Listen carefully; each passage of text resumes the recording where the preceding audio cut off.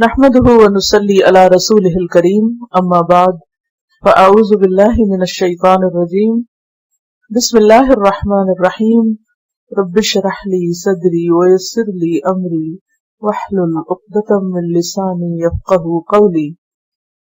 سبق نمبر 125 آیت 58 سے 87 تک، لیسن نمبر 125 آیت 58 to 87۔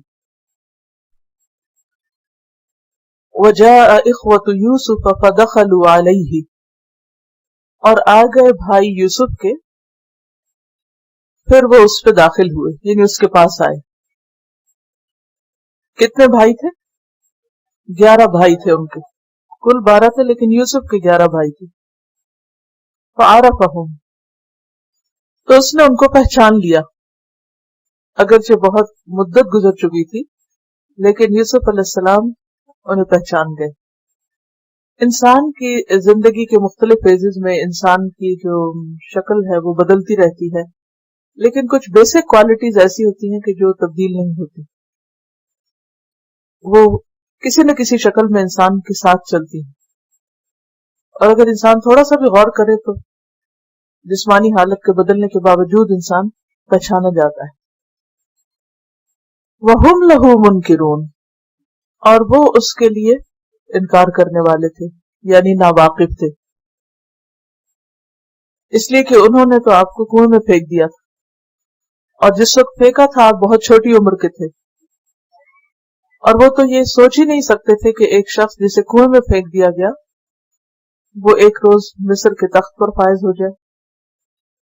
جو کچھ جہاں تک ہم نے کل پڑھا اس کے بعد آگے کا قصہ کچھ یوں کنیکٹ ہوتا ہے کہ یوسف علیہ السلام کو جب بادشاہ نے اس منصب کی آفر کر دی اور آپ نے خود اپنے آپ کو پیش کیا اور بات طے ہو گئی، تو جو ہی یوسف علیہ السلام نے اپنا عہدہ سنبھالا انہوں نے اپنا کام کرنا شروع کر دیا، اور جو 7 سیرابی کے سال تھے ان میں خوب غلے کو محفوظ کیا، اور اس کے بعد وہ سال گزر گئے اور اب قحط کے 7 سال شروع ہو گئے۔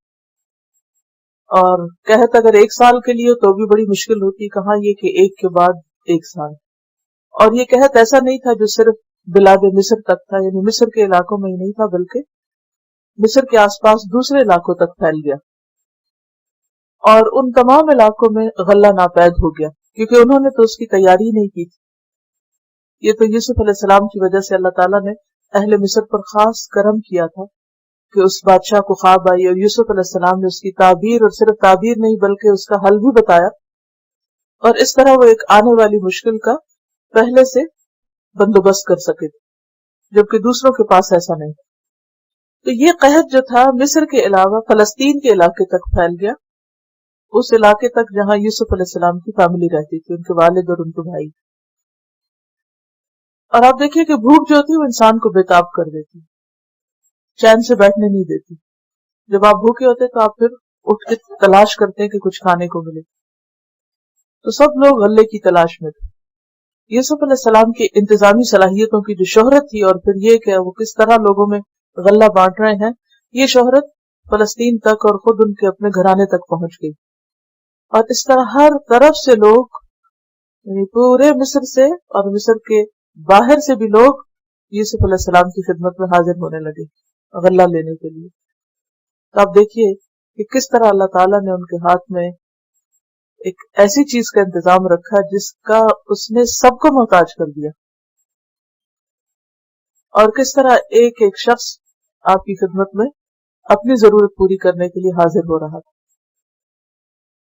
یہ دنیا میں انعام تھا اس شخص کا جس نے ہر مشکل وقت میں صبر کیا اور نیگیٹو ری ایکشن سے پرہیز کیا، کیونکہ اللہ تعالیٰ محسنین کو اسی طرح اجر دیتے ہیں دنیا میں بھی، کیونکہ عزت اور ذلت کا مالک اللہ ہوتا ہے، کوئی کسی کو ذلیل نہیں کر سکتا۔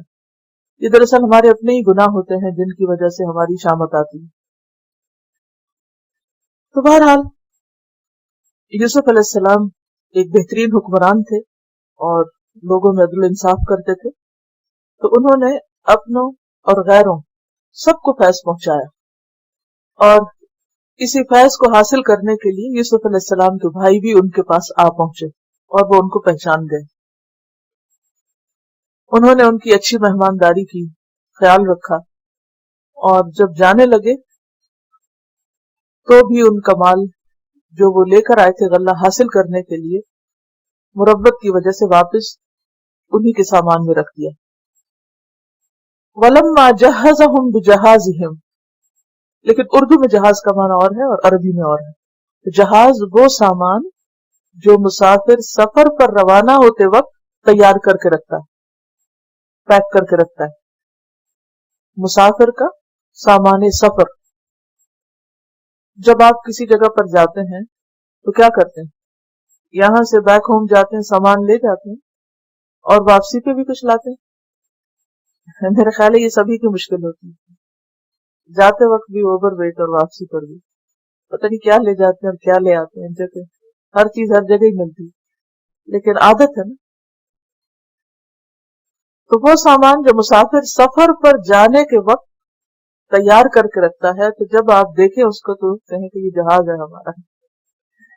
وَلَمَّا جَهَّزَهُمْ بِجَهَازِهِمْ، اور جب اس نے تیار کر دیا ان کو ان کے مال و اسباب کو، اس نے ان کے مال و اسباب کو تیار کر دیا، یعنی ان کا جہاز یا سامان تیار کرنے میں مدد دی۔ عموماً یہ ہوتا ہے جب کوئی جا رہا ہوتا ہے تو پیکنگ کے لیے سارا گھر لگ جاتا ہے، اور دوست بھی شامل ہو جاتے ہیں اور تمہاری تیاری کرا دیتے ہیں۔ تو یوسف علیہ السلام بھی اپنے بھائیوں کا سامان تیار کروا رہے ہیں واپسی کا۔ جب وہ جا رہے ہیں تو کہتے ہیں قالا، یوسف کہتے ہیں ائتونی بأخ لکم، اپنے بھائی کو بھی میرے پاس لانا۔ ائتونی، کیونکہ 10 بھائی آئے تھے، بنیامین جو یوسف علیہ السلام کے حقیقی بھائی تھے، ان کو ان کے والد نے ساتھ نہیں بھیجا، آنے نہیں دیا، کیونکہ ان کے ساتھ بھی ان بھائیوں کا رویہ کچھ اچھا نہیں تھا۔ تو یوسف علیہ السلام ظاہر ہے کہ ان کو دیکھنے کے لیے بےتاب ہوں گے، تو انہوں نے کہا کہ اپنے بھائی کو بھی لے کر آنا، من ابیکم، جو تمہارے باپ سے ہے، یعنی سگا نہیں، باپ کی طرف سے بھائی ہے۔ الا ترون، کیا تم دیکھتے نہیں ہو، انی اوفی الکیلہ، کہ میں پورا پورا بھر کے دیتا ہوں پیمانہ، وانا خیر المنزلین، اور میں بہترین مہمان نواز بھی ہوں۔ اگر تمہارا بھائی آئے گا تو اس کا بھی خیال رکھا جائے گا، اس کو بھی غلہ دیا جائے گا، اور اس کی بھی مہمان نوازی ہوگی، اس کے بارے میں تم فکر نہ کرو۔ اصل میں انہوں نے طریقہ یہ اختیار کیا تھا کہ جو لوگ غلہ لینے آئیں گے تو جتنے آئیں گے پر پرسن ایک لوڈ کیمل ان کو دیا جائے گا، اور جو نہیں آئے گا اس کے لیے غلہ نہیں ہوگا۔ تو انہوں نے کہا کہ آئندہ صرف خود نہیں آنا، اس کو بھی لے آنا، اور میں اس کے لیے بھی غلہ دوں گا۔ فَإِن لَّمْ تَأْتُونِي بِهِ، پھر اگر تم اس کو نہیں لاؤ گے میرے پاس، فَلَا كَيْلَ لَكُمْ عِندِي، تو تمہارے لیے میرے پاس کوئی غلہ نہیں، تم کو بھی نہیں دوں گا۔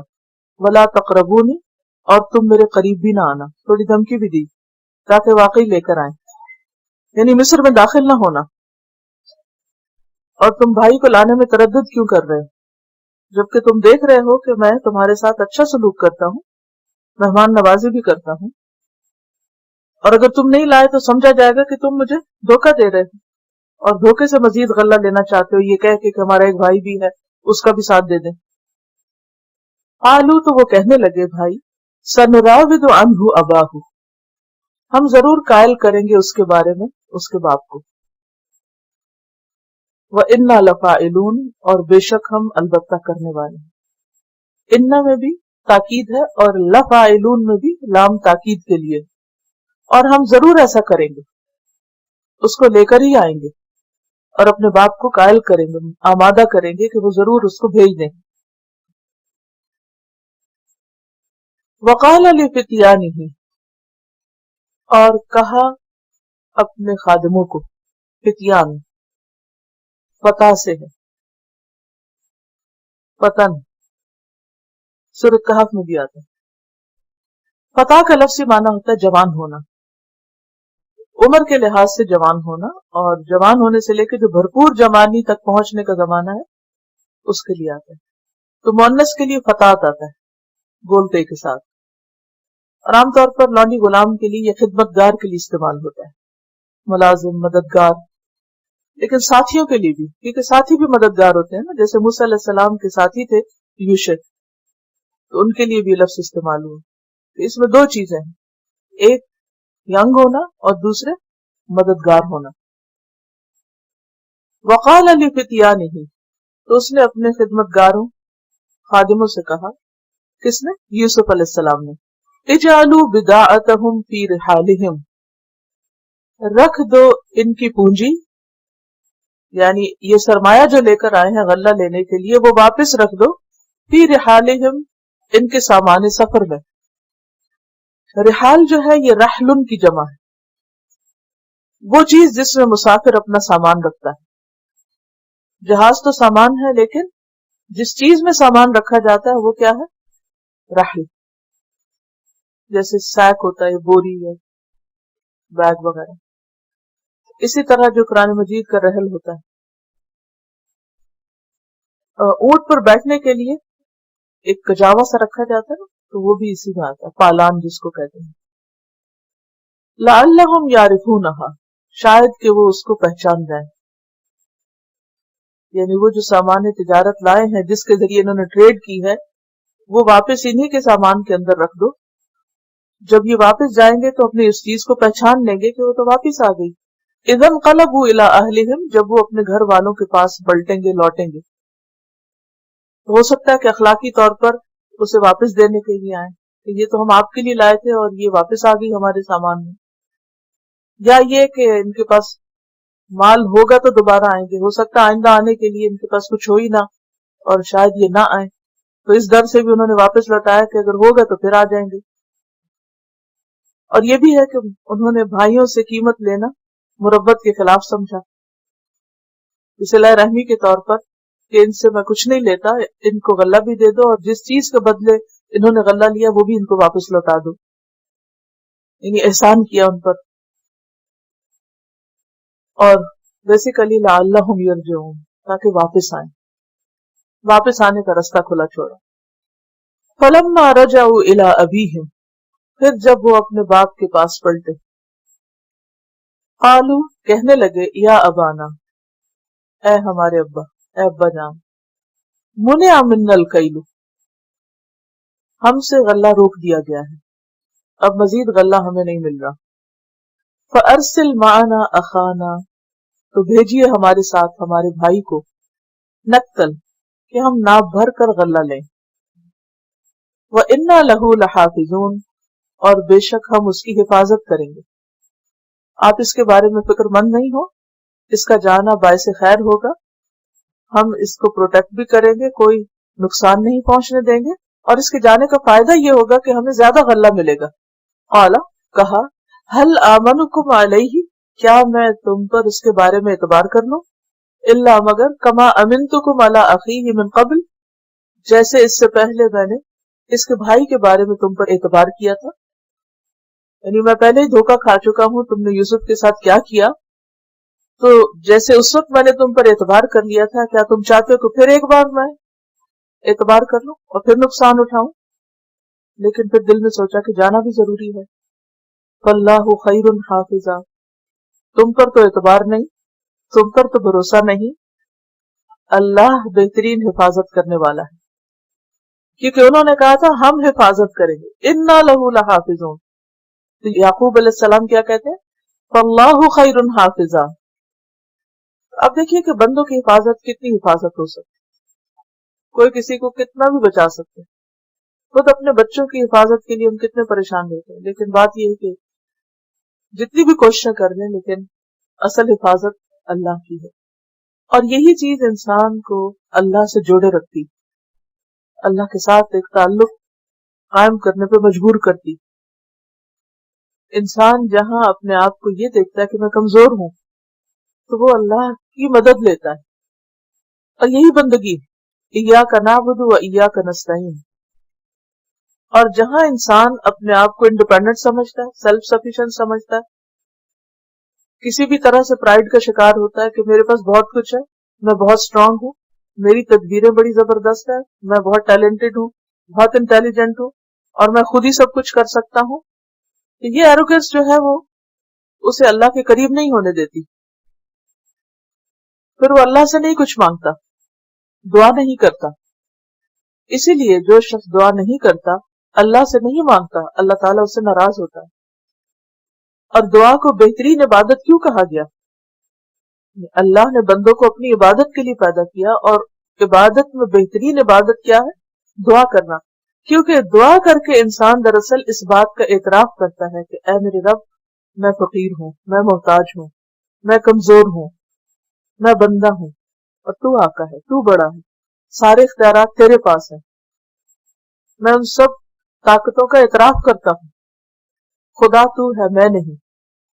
اور جب انسان یہ سمجھتا ہے نا کہ میں ہی سب کچھ ہوں، تو ایک طرح سے وہ خدا بن بیٹھتا ہے، جو کہ درست رویہ نہیں. یہی وجہ ہے کہ آپ دیکھیے کہ نبی صلی اللہ علیہ وسلم، جو کہ تمام انسانوں میں سے افضل ہیں، تمام پیغمبروں میں سے بلند مقام رکھتے ہیں، بلند درجے پر پائے گئے، لیکن دن کا کوئی موقع ایسا نہیں، کوئی وقت ایسا نہیں کہ جس میں آپ دعا نہ کر رہے ہیں. اور سب دعاؤں میں کثرت سے جو دعا کرتے تھے وہ کیا تھی؟ استغفار. دن میں 70 سے 100 بار اللہ کا ذکر کیا کرتے تھے، اللہ سے استغفار کیا کرتے تھے.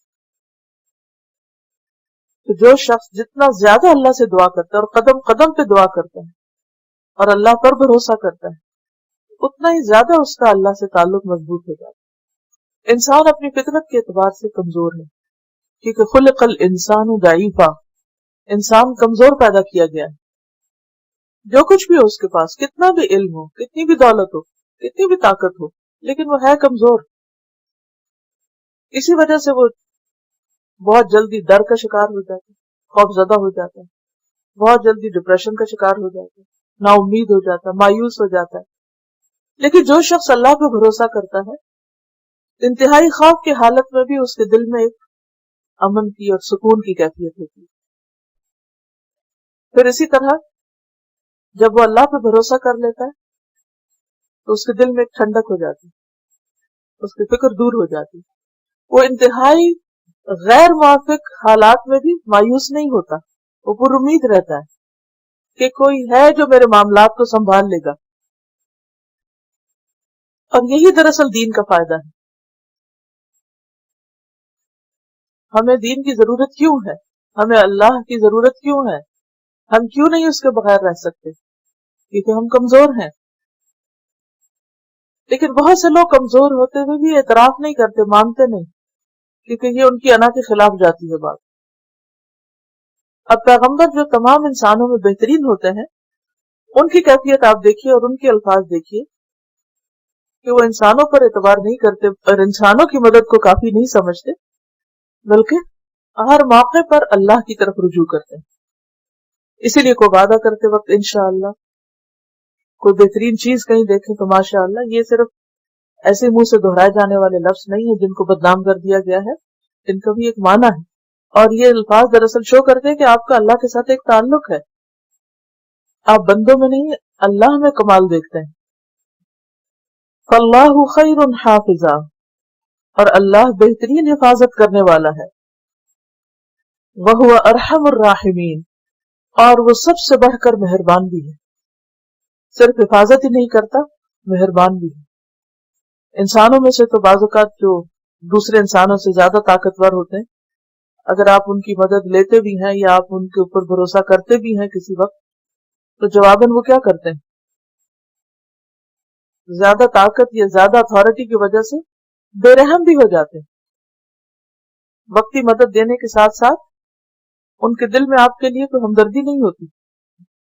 عموماً جس کے پاس طاقت زیادہ ہوتی ہے وہ ایروگنٹ بھی زیادہ ہوتا ہے، اور وہ مغرور ہو جاتا ہے اور بندوں سے بے نیاز ہو جاتا ہے، اور بندوں کی قدر و قیمت یا بندوں کے لیے نرم گوشہ دل میں اس کے نہیں رہتا. جبکہ اللہ سبحانہ وتعالی اس عیب سے پاک ہے، ساری قوت اور طاقت رکھتے ہوئے بھی بندوں کے حق میں مہربان ہے.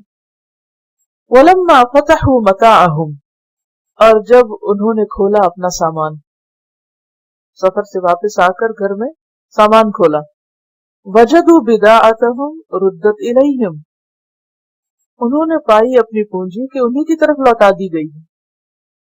یعنی جو سامان لے کر گئے تھے یا سرمایہ لے کر گئے تھے وہ واپس آ گیا. قالو، کہنے لگے، یا ابانا ما نبغی، اے ابا جان ہمیں اور کیا چاہیے؟ ماں کیا نبغی ہم چاہتے ہیں، یعنی ہم اور کیا چاہتے ہیں؟ هذه بداعتنا ردت الینا، یہ ہماری پونجی ہماری طرف لوٹا دی گئی ہے۔ یعنی خوشی کے مارے وہ اپنے والد کو بتا رہے ہیں کہ ہم غلہ بھی لائے ہیں اور غلے کی قیمت بھی واپس آ گئی۔ وَنَمِيرُ أَهْلَنَا وَنَحْفَظُ أَخَانَا وَنَزْدَادُ كَيْلَ بَعِيرٍ، اب کچھ اور پروگرام مزید بنا رہے ہیں۔ وَنَمِيرُ أَهْلَنَا، اور ہم اپنے گھر والوں کے لیے غلہ لائیں گے، یعنی دوبارہ جائیں گے، اسی وقت پروگرام بنا لیا۔ وَنَحْفَظُ أَخَانَا، اور اپنے بھائی کی حفاظت بھی کریں گے۔ وَنَزْدَادُ كَيْلَ بَعِيرٍ، اور ایک کیمل لوڈ اور زیادہ بھی لائیں گے۔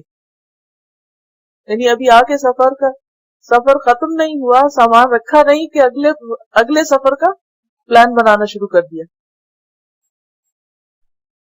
اور یہی اصل مقصود تھا یوسف علیہ السلام کا کہ یہ چیز واپس لوٹائی جائے تو پھر یہ ہر صورت واپس آئے، یعنی اگر میں احسان کروں گا تو یہ واپس لوٹیں گے۔ اس سے کیا سبق ملتا ہے؟ حالانکہ وہ اپنے بھائیوں کو پہچان گئے تھے اور انہیں پتہ چل گیا تھا یہ کون ہے اور یہ کتنے بڑے مجرم ہیں اور انہوں نے میرے ساتھ کیسی زیادتی کی ہے، لیکن کتنا بڑا دل تھا یوسف علیہ السلام کا کہ سب کچھ جانتے ہوئے بھی انہوں نے احسان کیا۔ کیا سبق ملتا ہے اس سے؟ ہمیں کیا کرنا چاہیے؟ کسی کی بھی اصلاح کا بہترین طریقہ، عام طور پر جو لوگ ہمارے ساتھ برا کرتے ہیں ہمیں غصہ آتا ہے اور ہم اس سے بڑھ کر برا کرنے کی کوشش کرتے تاکہ ان کو دبا کے اور ان کو لیٹ ڈاؤن کر کے ہم یہ بتائیں کہ دیکھو ہماری کتنی طاقت ہے اور ہم تم سے دبنے والے نہیں اور تم ہمیں کیا سمجھتے ہو اور ہم تمہیں ٹھکانے لگائیں گے، ٹھیک کر کے رہیں گے۔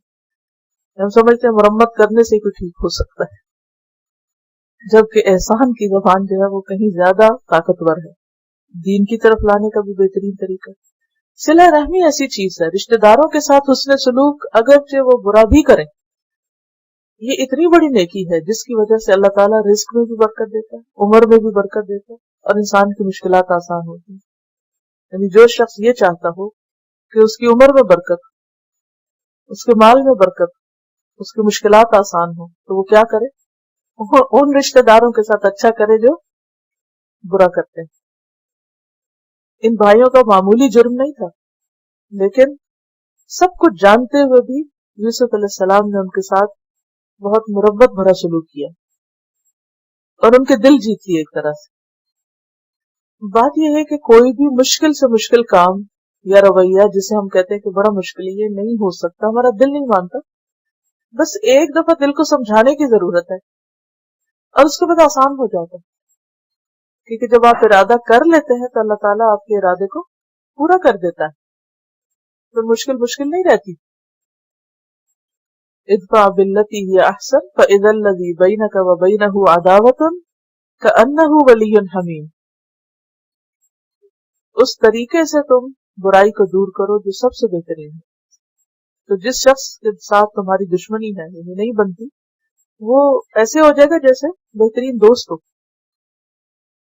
لیکن اگر آپ دوست کے ساتھ بھی زیادتی کریں گے تو بہترین سے بہترین دوست بھی دشمن بن جائے گا۔ اور بہت سے لوگ یہی نقصان کرتے ہیں، یہی غلطی کرتے ہیں کہ دوستوں کو بھی دشمن بنا لیتے ہیں، اچھے بھلے تعلقات کو چھوٹی چھوٹی باتوں سے بگاڑ لیتے ہیں۔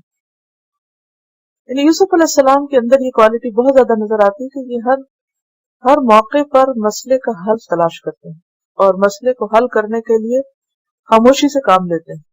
پورے ان کی شروع سے لے کر بھائی ان کے خلاف جو کچھ کر رہے ہیں، کھیل پہ لے گئے ہیں، کنویں میں پھینک دیا، پھر بک گئے ہیں، پھر عزیز کے گھر ہیں، کہیں پر بھی یہ نہ سیلف پیٹی کا شکار ہے اور نہ ہی کوئی پچھلے شکوے شکایات اور گلے اور وہی تاریخ دہراتے رہتے ہیں، فلاں نے ایسا کیا، فلاں نے ایسا کیا، بلکہ ہمیشہ لک فارورڈ، آگے کو دیکھتے ہیں کہ اچھا اب آگے کیا کرنا ہے، اس موقع پر کیا کرنا ہے۔ پچھلی باتوں کا تذکرہ نہیں، جب وہ خواب وہ جو ساقی تھا وہ بھول گیا بادشاہ سے ذکر کرنا، جو دوبارہ خواب کی تعبیر معلوم کرنے کے لیے آیا، تو پھر اسے نہیں کہا اچھا تم وہی ہے نا جو اتنے سال بھولے رہے تھے، اب تمہیں مصیبت پڑی تو میری یاد آ گئی۔ یہ ہے اعلیٰ درجے کا اخلاق کہ جانتے بوجھتے ہوئے بھی کسی کی برائیوں کا تذکرہ نہ کرنا۔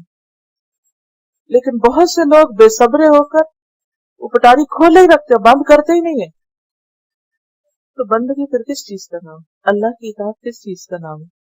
یہ بھی اللہ کی عبادت ہے کہ انسان اس سے اجر چاہنے کے لیے، اس کی نگاہوں میں جشنے کے لیے انسانوں کے قصور معاف کر دے۔ پھر وہ کہتے ہیں کہ وَنَمِيرُ أَهْلَنَا وَنَحْفَظُ أَخَانَا وَنَزْدَادُ كَيْلَ بَعِيرٍ ذَلِكَ كَيْلٌ يَسِيرٌ۔ یہ پیمانہ تو بہت آسان ہے، یعنی یہ سب کچھ حاصل کرنا تو بہت آسان ہے، اس میں تو کچھ مشکل نہیں، اتنا تو ہم آسانی سے لے لیں گے۔ قال یعقوب علیہ السلام نے کہا لن ارسلہ معکم، میں ہرگز نہیں بھیجوں گا اس کو تمہارے ساتھ، حتی تؤتونی موثقا من اللہ، یہاں تک کہ تم مجھے اللہ کے نام سے پکا وعدہ دو۔ تؤتونی تم دو مجھ کو، موثق پکا وعدہ، من اللہ اللہ سے یعنی اللہ کا نام لے کے قسم کھاؤ اور وعدہ کر کے جاؤ، لتأتوننی بہ کہ تم ضرور میرے پاس اس کو لاؤ گے، یعنی واپس لے کر آؤ گے، الا ان یحاط بکم مگر یہ کہ تم کو گھیر لیا جائے، تم بے بس کر دیے جاؤ، تو وہ اور بات ہے کیونکہ ہر چیز میں ایکسیپشن ہوتی۔ فلما آتوہ موثقہم پھر جب انہوں نے اس کو وعدہ دے دیا، یعنی بھائیوں نے یعقوب علیہ السلام کو وعدہ دے دیا، قال اللہ علی ما نقول وکیل، یعقوب علیہ السلام نے کہا کہ جو کچھ ہم کہہ رہے ہیں اس پر اللہ ہی کارساز ہے، یعنی معاملہ میں اللہ کے سپرد کرتا ہوں، اللہ وکیل ہے یعنی اب سب کچھ اس کے سپرد ہے، بھلے تم قسم کھاؤ وعدہ کرو جو بھی، تم پر نہیں اعتبار، معاملہ تمہارے حوالے نہیں کسی اور کے ہے۔ اس سے کیا پتہ چلتا ہے کہ ہر موقع پر یعقوب علیہ السلام اللہ کا ذکر کرتے ہیں، اللہ کی طرف رجوع کرتے ہیں، اللہ سے مدد مانگتے ہیں، کبھی بھی صرف اسباب پہ بھروسہ نہیں کرتے۔ ہمارا حال کیا ہوتا ہے، کسی نے تھوڑا سا بھی وعدہ کر لیا، کھول کے بیٹھ گئے، کام چھوڑ دیا، اب تو ہو ہی جائے گا، خود ہی ہو جائے گا، اور پھر جب نہیں ہوتا تو فرسٹریٹ بھی ہوتی۔ پہلے بھی اللہ کو بھولے تھے، اب پھر بھولے رہتے، پھر بندے کو بلیم کرنا شروع کر دی، اس نے کہا تھا اور اس نے نہیں کیا، اور ہم نے بھی تو بندے پہ ہی بھروسہ کیا، اور اللہ نے پھر بتا دیا کہ بندے قسم کھا کے بھی کوئی وعدہ کرے تو جب تک اللہ کی توفیق نہ تو پورا نہیں کر سکتے۔ اور یہ چیز انسان کے اندر اتنا اطمینان پیدا کر دیتی ہے کہ پھر وہ فرسٹریشن سے بچ جاتا ہے، اور فرسٹریشن سے بچنے میں خود اپنا ہی فائدہ ہوتا ہے۔ مثلاً اگر آپ نے ہسبینڈ سے کہا کہ فلاں چیز چاہیے یہ لیتے آئیے گا، اور نہیں آئی، نہ اس وقت آپ نے اللہ کا ذکر کیا، نہ ان کے بھولنے پہ اللہ کو یاد کیا، تو نتیجہ کیا نکلے گا؟ وہی جو نکلتا ہوتا ہے۔ اور پھر نقصان کس کا ہوتا ہے؟ بھولنے والے کو تو بھول گیا، اس نے تو یہ بھی بھول جانا ہے، پھر روئے گا بیٹھ کے کون؟ تو جب انسان اللہ پہ بھروسہ کرتا ہے تو پھر کسی کے بھولنے پہ اور کسی کی غفلت پہ بھی اللہ ہی کی ذات جو ہے وہ انسان کو تھام لیتی ہے، اور انسان تھوڑی دیر میں واپس اپنے نارمل اس میں پلٹ جاتا ہے۔ وقال یا بنی لا تدخلوا من باب واحد، پھر آپ دیکھیں توکل کے ساتھ ساتھ کس طرح وہ اسباب اختیار بھی کرتے ہیں، عملی طور پر بچاؤ کا اہتمام بھی کرتے ہیں، جو بھی تدبیر ہے ان کو اللہ سجھاتا ہے۔ اور یہ بہت زبردست بیلنس ہے کہ ایک طرف اللہ پر بھروسہ اور اس کے ساتھ ساتھ عملی کوشش۔ ہم میں کیا ہوتا ہے، یا اللہ پہ ہی بھروسہ کر بیٹھتے ہیں اور یا پھر صرف کوششوں پہ بھروسہ کرتے ہیں۔ توکل کا معنی کیا سمجھتے ہیں کہ بس سب کچھ کرنے کی، کسی کو سمجھانے کی یا کسی سے بات کرنے کی بھی ضرورت نہیں، کیونکہ ہم نے اللہ پہ توکل کیا تھا، اللہ کی مرضی نہیں تھی، کام نہیں ہوا، بس جو اب نہیں۔ بہترین بیلنس، ایک طرف توکل اس کی یاد اور دوسری طرف اپنے کام کی تدبیر۔ اب وہ کہتے ہیں یعنی ایک طرف انہوں نے قسم لی، دوسری طرف کچھ اور نصیحتیں بھی کی۔ وہ کیا تھی؟ وقال یا بنی لا تدخلوا من باب واحد، کہا اے میرے بچوں ایک دروازے سے داخل نہ ہونا۔ جیسے آپ جانتے ہیں نا کہ قدیم زمانے میں شہروں کے گرد فصیل بنائی جاتی تھی دوسری فوجوں یا دشمنوں وغیرہ کے یلغار سے لوگوں کو بچانے کے لیے۔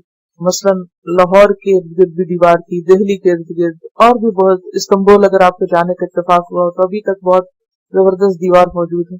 دیوار چین تو سب کو معلوم ہی ہے، یاجوج ماجوج سے بچاؤ کے لیے بھی ذوالقرنین نے دیوار بنائی تھی. تو یہ شہروں کے بچاؤ کے لیے ان کے ارد گرد چار دیواری بنانا، فصیل بنانا ایک عمومی طریقہ رہا ہے. تو قدیم مصر میں بھی یہی طریقہ تھا کہ شہر کے ارد گرد دیوار تھی جس کے دروازے تھے. لاہور کے مشہور دروازے آپ کو معلوم ہے، ابھی تک دروازے تو نظر نہیں آتے لیکن وہ علاقے جو ہے وہ دروازوں کے نام سے مشہور، جیسے لوہاری گیٹ، بھارتی دروازہ اور اسی طرح. تو مصر کے بھی اسی طرح دروازے تھے. تو کہا اے میرے بچوں ایک دروازے سے اکٹھے داخل نہ ہونا، وادخلوا من ابواب متفرقہ، اور داخل ہونا مختلف دروازوں سے. وما اغنی عنکم من اللہ من شیء، اور میں اللہ کے مقابلے میں کسی چیز میں تمہارے کچھ کام نہیں آ سکتا، یعنی میری تدبیر کچھ نہیں کرے گی اگر اللہ کا حکم کچھ اور ہے. انہوں نے ایسا کیوں کہا؟ کہا یہ جاتا ہے کہ چونکہ یہ 11 بھائی تھے اور سب جوان تھے اور بہت صحت مند اور توانا اور اسٹرانگ، اور پھر یہ کہ شہری آبادی میں عام طور پر جو شہروں کے رہنے والے لوگ ہوتے ہیں وہ ان کی جسمانی صحت کمزور ہوتی ہے بنسبت ان کے جو صحرا میں رہتے ہیں یا گاؤں وغیرہ میں رہتے ہیں. تو کنعان کا علاقہ ایک صحرائی علاقہ، اور فلسطین کے علاقے کی آب و ہوا ایسی ہے کہ وہاں کے لوگ عام طور پر جسمانی طور پر بھی زیادہ صحت مند ہوتے ہیں. مصر جو ہے وہ افریقہ میں آتا ہے، جبکہ فلسطین ایک بابرکت علاقہ ہے. قرآن پاک میں آتا ہے کہ ہم نے اس کو بارکنا حولہ، اس کے غذائیں ہوں، فروٹس ہوں، یا لوگوں کے کمپلیکشن ہو، یا عمومی صحت ہو، یا زمین ہو، اس سارے کے اندر ایک خاص قسم کی خیر و برکت ہے. خود یوسف علیہ السلام آپ دیکھیں کس قدر خوبصورت ہے. تو بھائیوں میں کچھ نہ کچھ تو اثر ہوگا ہی، اگر اتنا تو نہیں لیکن کچھ تو اس سے آپ امیجن کر سکتے ہیں کہ وہ بھائی جو تھے ان کے 11 بھائی اگر اچانک ایک دروازے سے داخل ہوں تو کوئی بھی دیکھ کر گھبرا اٹھتا ہے یا نظر لگ سکتی ہے، کیونکہ جو نظر ہے وہ بھی برحق ہے. تو اس لیے وہ ایک تدبیر کے طور پر کہتے ہیں کہ تم ایک دروازے سے داخل نہ ہونا تاکہ لوگ تمہاری وجہ سے کسی وحشت کا شکار نہ ہو اور تمہیں کوئی نقصان نہ دے، یا یہ کہ تمہیں نظر نہ لگ جائے. ان الحکم الا للہ، نہیں حکم فیصلہ مگر اللہ کا، اللہ ہی کا فیصلہ ہے، جو اللہ چاہے گا وہی ہوگا، میری تدبیر کچھ نہیں کرے گی. علیہ توکلت، اسی پر میں نے بھروسہ کیا. وعلیہ فلیتوکل المتوکلون، اور بھروسہ کرنے والوں کو اسی پر بھروسہ کرنا چاہیے، نہ خود پر اور نہ بندوں پر. توکل اللہ ہی کی ذات پر ہونا چاہیے. اب جہاں تک نظر کا تعلق ہے تو بعض لوگ تو اس کو مانتے نہیں، اور بات یہ کہ اگر دین میں یہ بات نہ ہوتی، یہ چیز نہ ہوتی تو شاید ہم بھی نہ مانتے. لیکن چونکہ نبی صلی اللہ علیہ وسلم کی تعلیمات سے واضح طور پر پتہ چلتا ہے کہ اللہ تعالیٰ نے انسانی آنکھ میں ایک ایسی طاقت رکھی ہے، ایسی ریز رکھی ہے کہ جو دوسروں کو متاثر کرتی، نہ صرف یہ کہ انسانوں کو بلکہ فصلوں وغیرہ کو بھی، جانوروں کو بھی، کسی بھی خوبصورت چیز کو، کسی بھی ایسی چیز کو جس کو انسان نظر بھر کے دیکھے. اور بعض لوگوں کے اندر یہ پاور دوسروں کے مقابلے میں زیادہ ہوتی، یہ بھی اللہ کی تقسیم ہے. جیسے بعض لوگوں کے پاس جسمانی طاقت زیادہ ہوتی ہے دوسروں کے مقابلے میں، بعض کے پاس ذہنی طاقت بہت مینٹلی بہت شارپ ہوتے ہیں، اسی طرح بعض کی آنکھوں میں ایسی قوت ہوتی. اور اب آپ دیکھیں کہ جو لیزر ریز ہیں ان کی وجہ سے جو پتھر توڑ دیے جاتے ہیں، تو اسی طرح یہ ہے کہ آنکھوں کے اندر بھی ایسی پاور ہوتی ہے کہ جس کی وجہ سے بعض اوقات انسانی جسم کو یا چیزوں کو نقصان پہنچ سکتا ہے. اس کے بارے میں صحیح بخاری کی روایت ہے، نبی صلی اللہ علیہ وسلم نے فرمایا العین حق، نظر کا لگ جانا حق ہے. حضرت عائشہ صدیقہ رضی اللہ تعالی عنہا نے فرمایا نبی صلی اللہ علیہ وسلم نے ہمیں حکم دیا کہ ہم نظر بد سے بچنے کے لیے اللہ کی پناہ لیں. بخاری اور مسلم.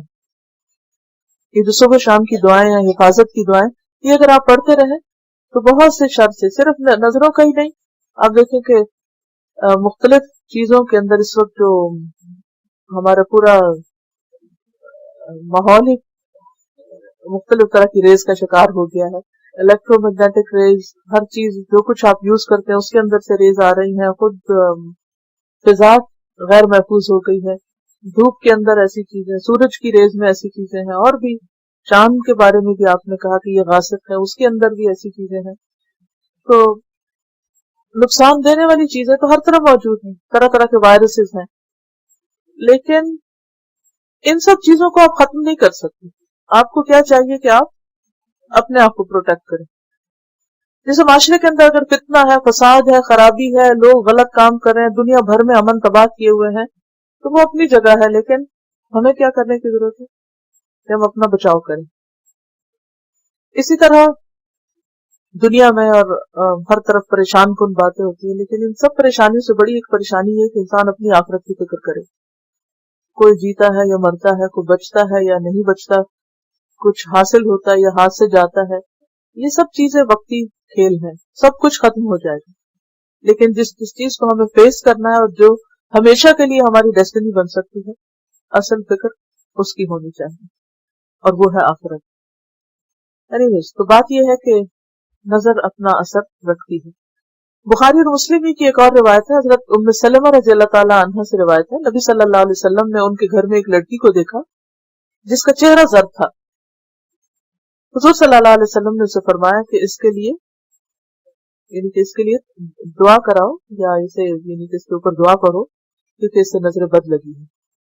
تو ایسی چیزیں بعض اوقات آپ کہتے ہیں نا کہ سارے ٹیسٹ کروا لیے، کچھ بھی کمی نہیں، کچھ بھی ڈیٹیکٹ نہیں ہوا، کوئی بیماری نہیں پتہ چل رہی، لیکن انسان ہے کہ وہ کمزور سے کمزور ہوتا چلا جا رہا ہے، تو اس میں بھی امکان ہو سکتا ہے اس بات کا کہ ایسی ہی کوئی تکلیف اس کو ہو. کیونکہ جو نگاہوں کی وجہ سے جو کیمیکل ریئیکشن بعض اوقات باڈی کے اندر ہوتے ہیں اور مختلف چیزوں کی کمی یا زیادتی ہو سکتی ہے، وہ انسانی جسم پر بھی اثر انداز ہوتی ہے، صحت کے مسائل بھی ہو سکتے ہیں. حضرت عوف بن مالک رضی اللہ تعالیٰ عنہ نے فرمایا کہ ہم لوگ زمانے جاہلیت میں جھاڑ پھونک کرتے تھے، یعنی یہ کانسیپٹ پہلے سے موجود تھا.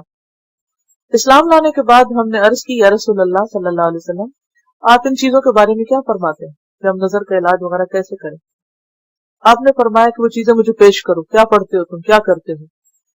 اگر ان میں شرک نہ ہو تو ان کے استعمال میں حرج نہیں. کیا قاعدہ ہے؟ کیونکہ ہر معاشرے کے اندر، ہر کلچر کے اندر کوئی نہ کوئی طریقہ رائج ہوتا ہے ان چیزوں کو دور کرنے. کہیں لوگ بخور جلا کر دھواں کرتے ہیں اور اس سے فضا کو ڈس انفیکٹنٹ کرتے ہیں، بعض لوگ مرچ جلاتے ہیں، کچھ اور کرتے ہیں. قاعدہ کیا ہے کہ کوئی بھی چیز جس میں شرک نہ ہو اسے استعمال کیا جا سکتا ہے. شرک نہ ہو. شرک کا مطلب کیا ہے کہ انسان یہ سمجھ بیٹھے کہ یہ فلاں چیز ہمیں فائدہ دے رہی ہے، کوئی پتھر فائدہ دے رہا ہے یا کوئی لیمو یا کوئی مرچ فائدہ دے رہی ہے، تو اس میں وہ نہیں ہے. صرف یہ کہ اگر آپ یہ سمجھتے ہیں کہ مرچ جلانے کی وجہ سے کہ سارے فضا میں صفائی ہو جاتی ہے، ڈس انفیکٹنٹ ہے، تو ٹھیک ہے، لیکن یہ کہنا کہ مرچ کے اندر کوئی طاقت ہے اور اس کے طاقت کی وجہ سے یہ ہو رہا ہے، تو یہ غلط ہے. یعنی شرک کا کانسیپٹ نہ ہو. اب بات یہ ہے کہ اس سے پہلے کہ نظر لگے اس کا بھی بچاؤ بتا دیا گیا.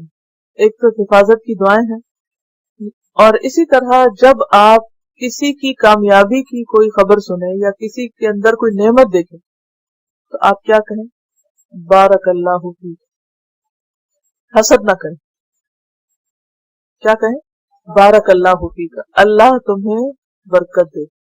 ہم عام طور پہ کہتے ہیں مبارک ہو، یہ بھی اسی کا ایک دوسرا ورژن ہے جو ہمارے کلچر کے اعتبار سے. مبارک ہو، بہت مبارک ہو، کانگریچولیشن، یہ کوئی بھی لفظ یوز کرنے، اردو، عربی، انگریزی کا، لیکن پراپر ورڈز کیا ہیں؟ بارک اللہ فیک. پھر اسی طرح یہ ہے کہ قرآن پاک سے ہمیں پتہ چلتا ہے کہ اگر آپ کوئی مثلاً خوشنما منظر دیکھیں، کسی کا کوئی فصل دیکھیں، باغ دیکھیں جو کہ پھلوں سے بھرا ہوا ہے، تو اس کو کیا کہیں؟ ماشاء اللہ. آتا ہے نا، لولا اذ دخلت جنتک قلت ماشاء اللہ. جب تم اس باغ میں داخل ہوئے تو تم نے ماشاء اللہ کیوں نہ کہا.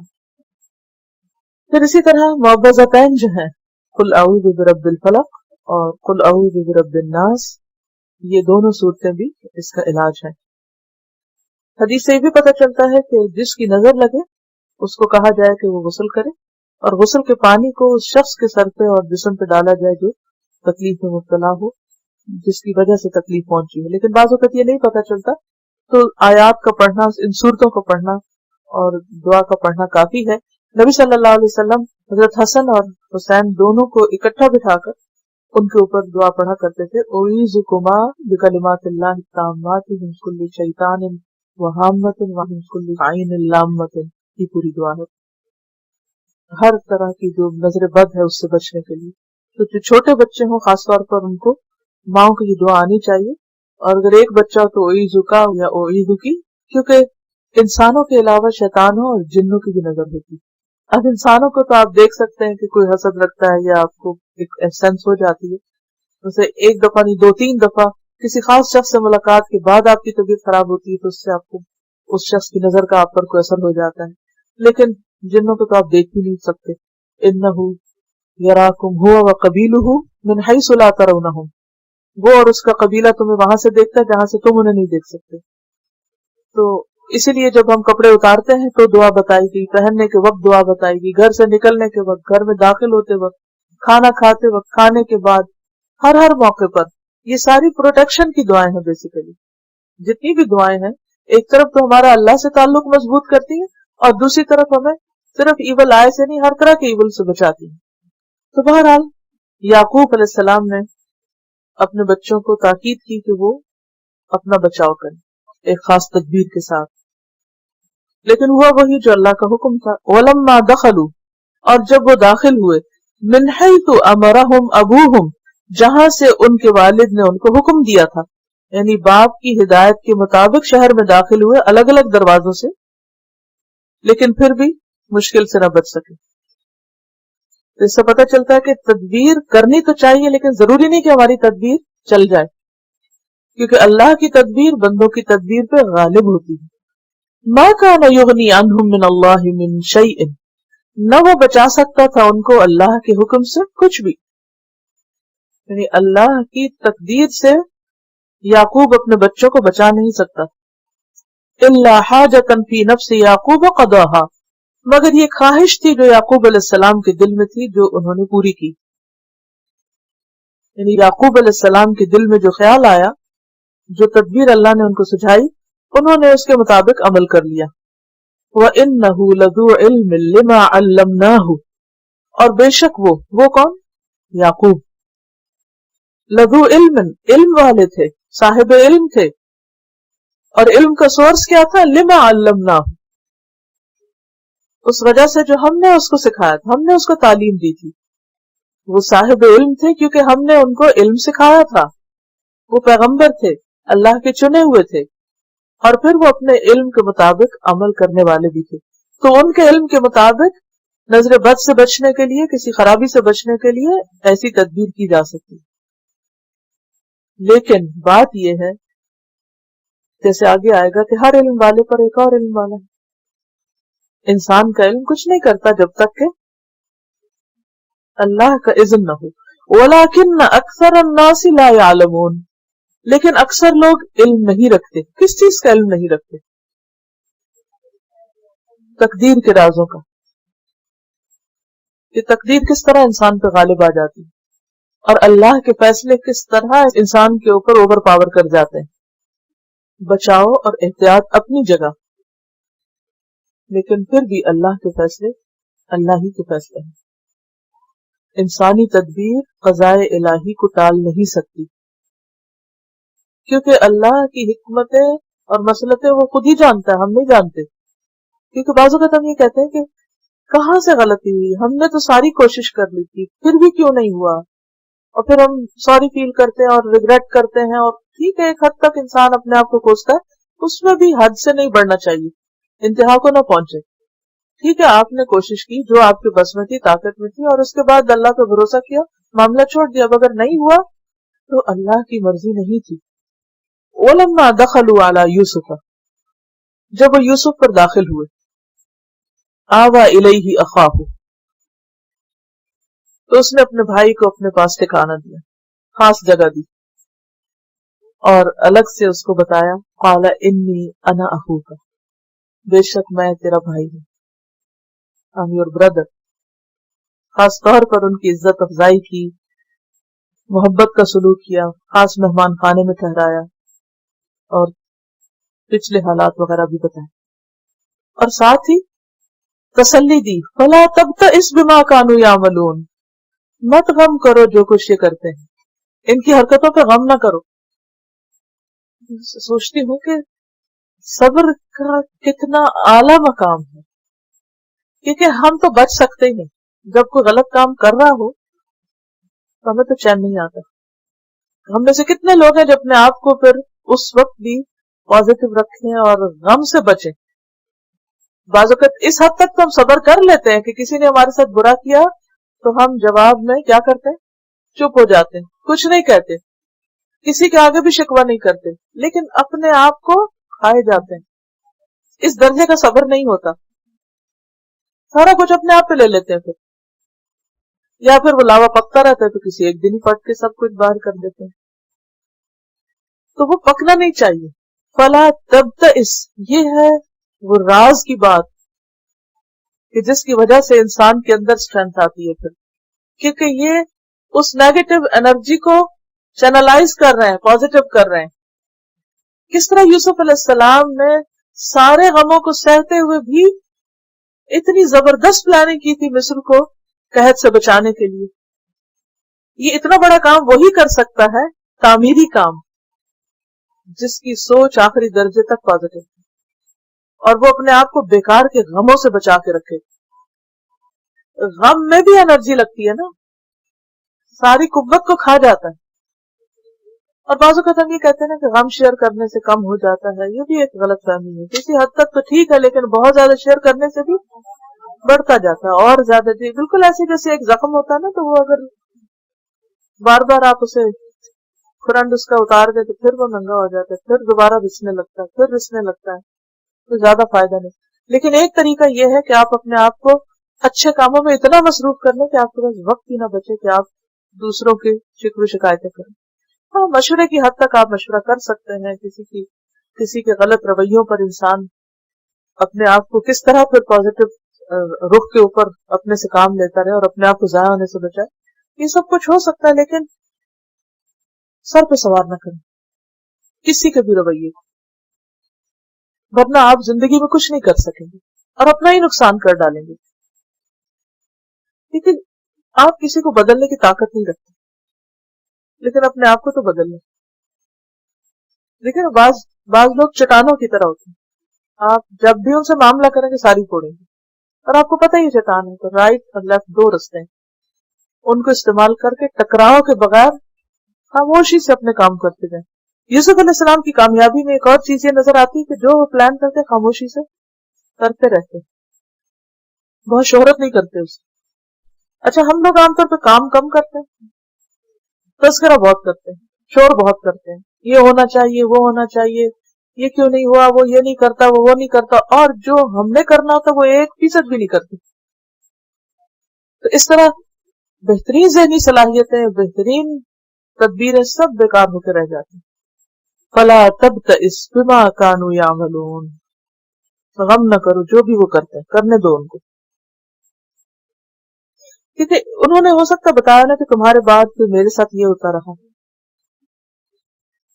اب وہ سارا اللہ تعالیٰ نے یہاں سے محسوب کرے، کوئی قصہ نہیں ذکر کیا کہ اچھا پھر یوسف نے یہ بتایا کہ کیا کیا میرے ساتھ ہوا، پھر بنیامین نے بتایا، نہیں، سب کچھ بیچ میں سے ڈیلیٹ کر کے قال انی انا اخوک، بس کافی ہے، ہماری ملاقات ہو گئی، ہمیں اس پہ خوش ہونا چاہیے.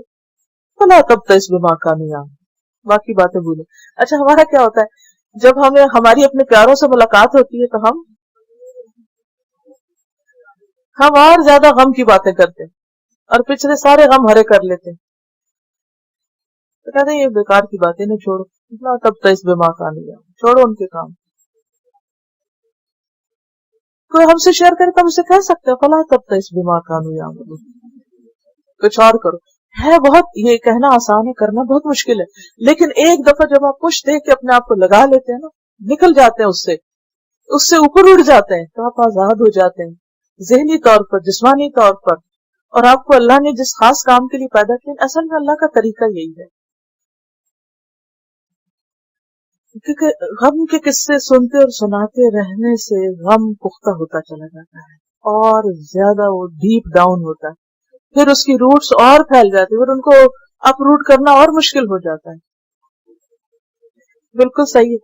پھر عام طور پر لوگ غلط مشورے دیتے ہیں بدلے لینے کے، اگر وہ ایسا کرتا تو تم ایسے کرو، وہ ایسے کرے تو تم ویسے کرو. اب یہ کہ آپ ایک مسلسل جنگ کا شکار رہتے ہیں اس نے ایسے کیا مجھے یہ کرنا، سارا دماغ جو ہے نا اسی چکر میں لگا رہتا ہے، اور جو کرنے کے کام ہوتے ہیں وہ سب رہ جاتے ہیں۔ شیطان کیا چاہتا ہے کہ ہم اصل کام سے ہٹ جائیں تاکہ نقصان اٹھائیں دنیا میں بھی اور آخرت میں، کیونکہ دشمن ہے نا۔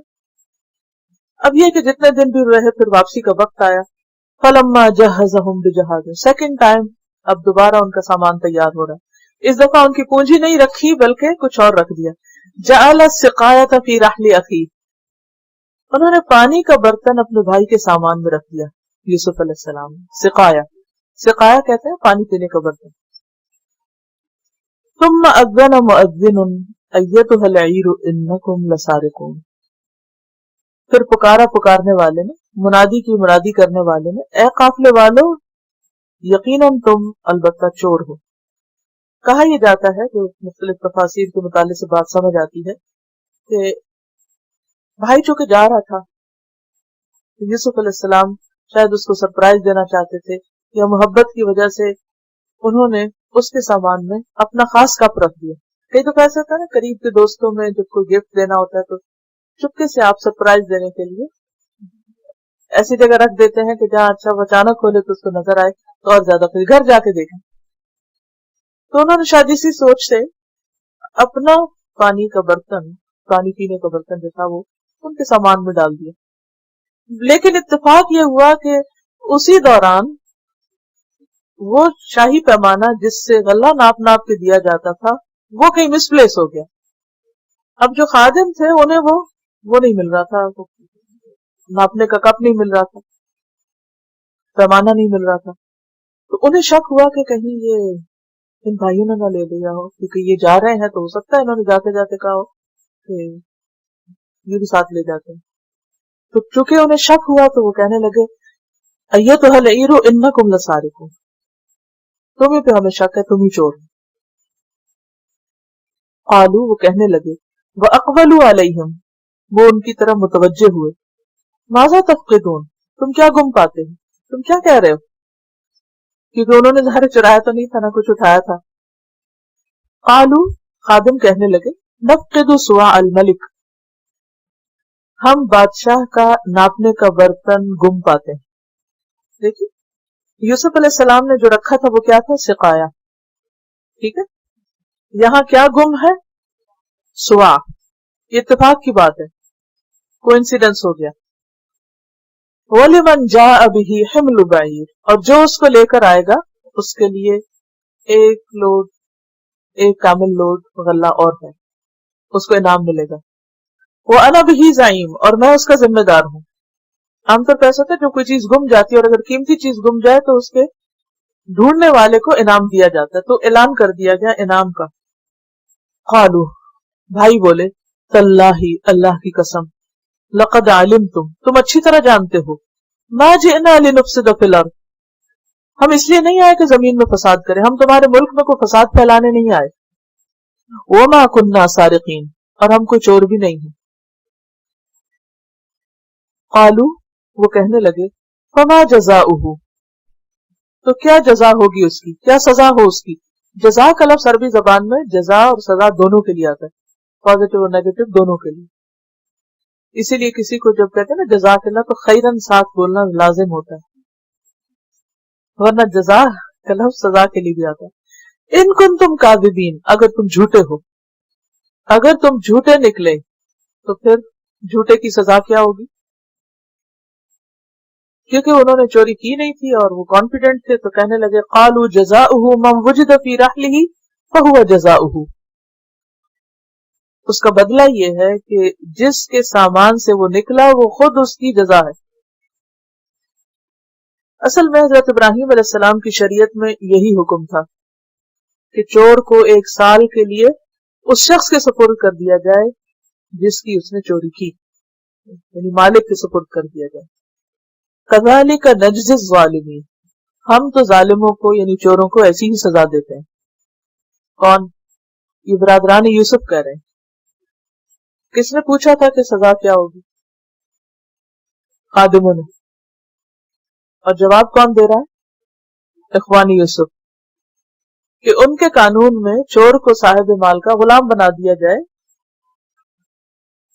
تو انہوں نے کہا ٹھیک ہے ایسا ہی صحیح. فبدأ بأوعيتهم، تو انہوں نے شروع کیا ان کے سامان کے ساتھ، یعنی کارندے نے تلاشی شروع کی. بدأ وہ جس نے کہا تھا نا انعام دوں گا، اب اس نے تلاشی شروع کر دی، یا جس نے اعلان کیا تھا مؤذن جو تھا. قبل وعاء اخیہ، اس کے بھائی کے سامان سے پہلے. وعاء کہتے ہیں وہ چیز جس میں کوئی چیز محفوظ کی جائے، وہ جس میں سامان رکھا جائے، تو سامان کی تلاشی شروع ہوئی. ثم استخرجها من وعاء اخیہ، پھر اس کو نکالا اس کے بھائی کے سامان سے. کیا نکالا؟ سقایا نکالا. اور اس کی دلیل کیا ہے؟ ہاں کی ضمیر مؤنث ہوتی ہے. واضح؟ سوا مذکر ہے اور سقایا مؤنث ہے. سوا تو نہیں نکلا، سقایا نکل آیا. ڈھونڈنے کچھ اور لگے تھے، نکل کچھ اور آیا. کذالک کدنا لیوسف، اسی طرح تدبیر کی ہم نے یوسف کے لیے، یعنی یوسف علیہ السلام کے لیے ہم نے اس طرح راہ ہموار کر دی کہ وہ اپنے بھائی کو رکھ سکے. ما کان لیأخذ اخاہ فی دین الملک، بادشاہ کے قانون میں یا بادشاہ کے قانون کے مطابق وہ اپنے بھائی کو رکھ نہیں سکتا تھا. الا ان یشاء اللہ، مگر یہ کہ اللہ چاہے، کیونکہ وہاں چوری کی سزا یہ نہیں تھی بلکہ سزا تھی، جرمانہ تھا، پینلٹی تھی، اور مارا بھی جاتا تھا، پٹائی بھی تھی. لیکن ان بھائیوں کے قانون کے مطابق سال کی غلامی تھی. نرفع درجات من نشاء، ہم بلند کرتے ہیں درجے جس کے ہم چاہتے ہیں. کس کے ذریعے؟ علم کے ذریعے. جیسے یوسف علیہ السلام کا درجہ بلند کیا تھا انہیں خوابوں کی تعبیر کا علم سکھا کر. وفوق کل ذی علم علیم، اور ہر علم والے پر ایک اور علم والا ہوتا ہے. درجوں کی بلندی عام طور پر دنیا والوں کے ہاں مال یا کسی اچھی جاب یا کسی اچھے یا حسن یا اور کسی وجہ سے ہوتی، لیکن اللہ کے ہاں درجوں کی بلندی علم کی وجہ سے ہوتی. قرآن پاک میں اللہ تعالیٰ فرماتے ہیں یرفع اللہ الذین آمنوا منکم والذین اوتوا العلم درجات، اللہ بلند کرتا ہے ان لوگوں کے جو تم میں سے ایمان لائے درجوں کو، اور وہ لوگ جو علم دیے گئے ان کے درجے اور بلند ہیں. اللہ ایمان والوں کے درجات بلند کرتا ہے اور جو لوگ علم دیے گئے ان کے درجے زیادہ بلند ہوتے ہیں. یہ مفہوم ہے آیت کا. سورۃ المجادلہ کی آیت ہے، آیت نمبر 11. اب ایک آیت کے اندر بہت سی چیزیں، اور وہ کیا ہے؟ نمبر 1، اب سامان کی تلاشی ہو رہی، سامان ڈھونڈتے ڈھونڈتے کچھ اور نکل آتا ہے، اور وہ بنیامین کے سامان سے نکلتا ہے. اس طریقے سے اللہ تعالیٰ نے یوسف علیہ السلام کے لیے بھائی کو رکھنا آسان کر دیا، ورنہ وہ مصر کے قانون کے مطابق بھائی کو نہیں رکھ سکتے تھے. مگر یہ کہ اللہ چاہے، اور اللہ نے اس طریقے سے اس تدبیر کو پورا کر دیا. اور یہاں پر آپ دیکھیے کہ اللہ تعالیٰ اس کو اپنی طرف منسوب کرتے، ہم نے تدبیر کی تھی، ہم نے یوسف کے دل میں ڈالا تھا کہ وہ اپنا پیالہ وہاں رکھ دے، اور پھر ہماری تدبیر سے دوسرا پیالہ گم ہو گیا. اور پھر یہ سب کچھ دراصل اللہ ہی راہ ہموار کر رہا تھا. اس سے کیا پتہ چلتا ہے؟ بات یہ ہے کہ حالات کیسے بھی ہوں، کتنے بھی آپ کے خلاف جا رہے ہوں، کبھی مایوس نہ ہو. ایک بندوں کی تدبیریں، بندوں کے حسد ہیں، اور ایک اللہ کی تدبیر ہے، اور اللہ کی تدبیر غالب آتی. یعنی آپ جا رہے ہیں، حالات انتہائی تنگ ہو گئے ہیں، اچانک کوئی ایسی صورتحال پیش آتی ہے کہ سب کچھ آپ ہی کے حق میں واپس لوٹ آتا ہے. ایک وقت تھا کہ ہر چیز یوسف کے خلاف جا رہی تھی، اور یوں لگ رہا تھا کہ جیسے بس ختم ہو گیا معاملہ، حتیٰ کہ جیل خانے میں پہنچ گئے. اور اب ایک یہ وقت ہے کہ ہر چیز یوسف کے موافق جا رہی ہے. وہ بھی اللہ کے اذن سے تھا، یہ بھی اللہ کے اذن سے ہے. تو کبھی بھی پریشان نہ ہو، ہمیشہ ہوپ فل رہے کہ جس اللہ کے اذن سے ہر طرف اندھیرا ہے، اسی اللہ کے اذن سے صبح بھی ہو جائے گی. اور یہ چیز انسان کو کبھی بھی مایوس نہیں ہونے دیتی. اچھا تم میری بدخائی کر رہے ہو، تم میرے لیے برا چاہتے، دیکھو اللہ کیا کرتا ہے، تم سے اوپر تو میرا رب ہے، کوئی انسان جو آپ کو نقصان پہنچانے کے درپے ہو، کسی طرح بھی آپ کو تکلیف پہنچائے، کسی طرح بھی آپ کا راستہ روکے، کبھی نہ سوچیں کہ this is the end of the world. ہمیشہ سوچیں سارے دروازے بند کر دو، کھولنے والا اللہ. اور جب حالات تنگ ہونا تو ہمیشہ یہ دعا پڑا کریں، اللہم افتح لی ابواب رحمتک. یہ ویسے تو مسجد انٹر ہونے کی دعا ہے. جب آپ دیکھیں نا کہ لوگوں نے ہر دروازہ آپ پہ بند کر دیا، ہر طرف سے آپ کے لیے حالات تنگ ہو گئے اور آپ کو کوئی وے آؤٹ نظر نہیں آتا، تو ایک طرف اللہ کا تقوی، اللہ کا ڈر، من یتق اللہ یجعل لہ مخرجا، جو اللہ سے ڈرے گا اللہ اس کے لیے ایگزٹ بنا دے گا. پھر استغفار، من لزم الاستغفار جعل اللہ لہ من کل ہم فرجا، جو استغفار کی پابندی کرے گا اللہ اس کے لیے ہر غم فکر سے نجات کا راستہ نکال دے گا. من کل ہم فرجا، کشادگی ہو جائے گی، آسانی ہو جائے گی. اور تیسری چیز دعا، اللہم افتح لی ابواب رحمتک. اذان کے بعد دعا قبول ہوتی ہے، سحری کے وقت دعا قبول ہوتی ہے، قرآن پڑھنے کے بعد دعا قبول ہوتی ہے. قبولیت کے اوقات میں، کیونکہ ہوتا یہ کہ جب اتنا غم آ جائے نا انسان کے دل پر تو بعض اوقات یہ بھی نہیں سوچتا کہ کرے کیا. اگر صرف اتنی سی دعا یاد ہو، اللہم افتح لی ابواب رحمتک، اللہ اپنی رحمت کے دروازے کھول دے، تو رزقہ من حیث لا یحتسب، وہاں سے رزق آئے گا جہاں سے آپ سوچ بھی نہیں سکتے، گمان بھی نہیں ہوگا.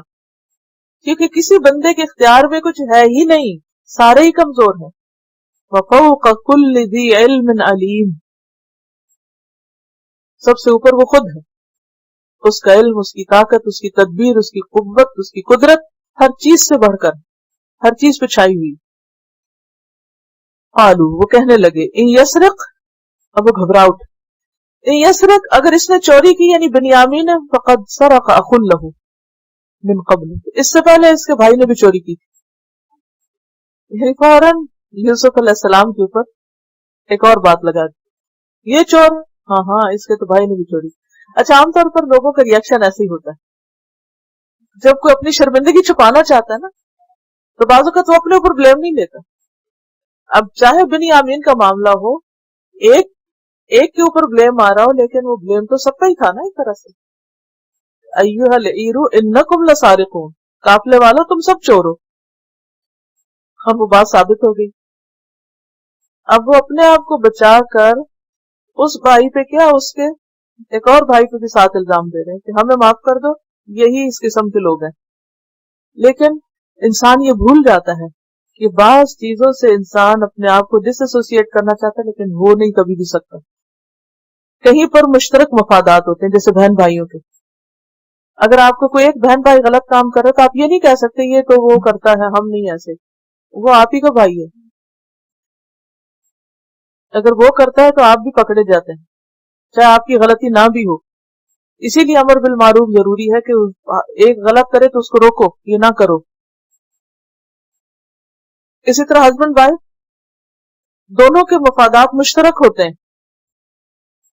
اگر ایک دوسرے کو بلیم کر کے خود ٹھیک بن جائے تو لوگ عام طور پر کیا کہنے لگتے ہیں، اس کی بھی تو کوئی غلطی ہوگی نا. یہ عمومی ایک لوگوں کا تجزیہ، یہ تبصرہ ہوتا ہے. تو کچھ مفادات ایسے ہوتے ہیں کہ جس میں آپ اپنے آپ کو الگ کر ہی نہیں سکتے. You are part of it, اچھا ہے تب بھی، برا ہے تب بھی آپ اس میں شریک ہی شریک ہیں. اس لیے ایسی باتیں کرنے سے انسان بچ نہیں سکتا کہ ایک کے اوپر چوری کا الزام آیا اور ثابت ہو گیا، حالانکہ حقیقت تو کچھ اور تھی، اس بیچارے کا تو یہاں بھی قصور نہیں تھا. اس سے یہ بات بھی پتہ چلتی کہ بعض اوقات جو چیزیں نظر آتی ہیں جیسے ویسے ہوتی نہیں، حقیقت اللہ جانتا ہے. یعنی اگر کسی کے سامان سے بھی کچھ نکل آئے تو بھی یقین نہ کرو کہ واقعی یہ چور ہے، پھر بھی شک کی گنجائش رکھو، بینیفٹ آف ڈاؤٹ دو کہ ہو سکتا ہے کہ کچھ اور ہی وجہ ہو. بعض اوقات ظاہری مشابہت کی وجہ سے کوئی شخص انتہائی قصوروار نظر آ رہا ہوتا ہے اور اس کی غلطی ثابت ہو جاتی، اس کے باوجود حقیقت کچھ اور بھی ہو سکتی اور اللہ تعالیٰ اس کو کھول بھی دیتا ہے. تو کبھی بھی وہ آپ پہ الزام لگا دے اور بظاہر دنیا کی عدالت میں وہ الزام ثابت بھی کوئی کر دے تو بھی مایوس نہ ہو، کیونکہ اللہ تعالیٰ کے اپنے طریقے ہیں الزام دھونے کے، مگر آپ کا صبر اور انتظار چاہیے. قالوا ان يسرق فقد سرق اخ له من قبل. اب یہ کیا تھی چوری جس کی یوسف علیہ السلام پہ الزام لگایا جا رہا ہے؟ کہا یہ جاتا ہے کہ یوسف علیہ السلام نے، مفسرین نے لکھا ہے، اسرائیلی روایات ہیں جن کی نام تصدیق کرتے ہیں نہ تکذیب، لیکن کچھ قصہ یوں ہے کہ یوسف علیہ السلام بچپن میں اپنی کسی نانی کے گھر گئے تھے اور وہاں انہوں نے کوئی بت دیکھا تو وہ چپکے سے باہر اٹھا کے لے گئے اور انہوں نے توڑ دیا.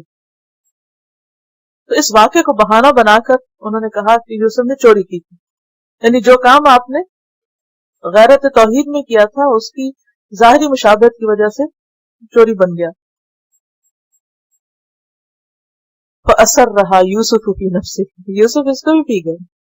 کتنی بڑی بات ہے نا، اس کو اپنے دل میں چھپا لیا، دل میں ڈال دیا. وَلَمْ يُبْدِهَا لَهُمْ. ظاہر بھی نہیں کیا ان پر کہ تم کس کے سامنے کیا بات کر رہے ہو. اور دل میں کہا قَالَ أَنْتُمْ شَرٌّ مَكَانًا. تم بری جگہ پر ہو، بدترین درجے پر ہو. کس کے اخلاق کے؟ کیا باتیں کر رہے ہو تم، بدترین لوگ ہو. واللہ اعلم بما تصفون.